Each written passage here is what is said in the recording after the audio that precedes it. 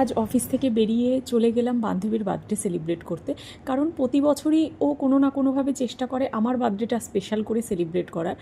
ওর যেদিন বার্থডে ছিল সেদিন কোনো কারণে যেতে পারিনি, তো আজকে গেছিলাম ওর বার্থডে সেলিব্রেট করতে। এই সপ্তাহে কত ছিল? মঙ্গলবার ছিল, কিন্তু আমার যে বন্ধুটি যে সপ্তাহটা পেরোতে দেয়নি, এই সপ্তাহেই কেকটি নিয়ে এসেছে। এই দেখ, কেক ছিল না, বুঝলি? মাদার্স ডে তো, মাদার্স ডে লেখা নেই তো? আমি মাদার্স ডে লেখা ডে তো, মাদার্স ডে লেখা আছে। না আমি তো মাদার্স ডে দিন কেক এই কেকটি আমি খুব পছন্দ করি, মার্বেল কেক। এটা কি? এটা কালী পূজার মোমবাতি। এটা কি করব? আরে হ্যাঁ ঠিক আছে ঠিক আছে, না না ওইটাই চালাও। আরে এটা কালী পূজার মোমবাতি না, আমাকে এখন কি করব? আমি হাতে ধরে ফুদি জাগিনি আর। তুই দেশলাই ধর, আমি সেখানে ফুদি। ওটা দাও, মোর দেন বেটার। এটা পুরো মনে হচ্ছে কালী। না না না কিচ্ছু হবে না, যাবো না। তোর ড্রেসের সাথে ম্যাচ হয়েছে। 10:09 বাজে, তো ওর বার্থডে চলে গেছে 5th মে। আমি যেহেতু আসতে পারিনি, তাই আজকে আসলাম।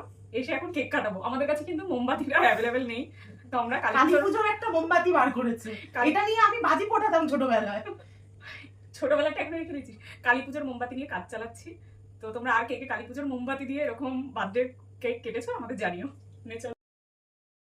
Happy birthday to you, happy birthday to you, happy birthday to dear Debarati. Happy birthday dear Debarati. দিনের শেষটা ঠিক এত সুন্দরভাবেই হলো। যার শেষ ভালো তার সব ভালো।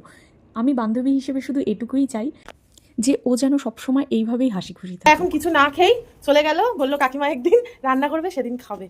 আজকে এত রাত কবে আসবে রাশিদা? এই যে তোর হেলমেট চুরি হয়নি। এখন গিয়ে আবার ভাত বসাবি?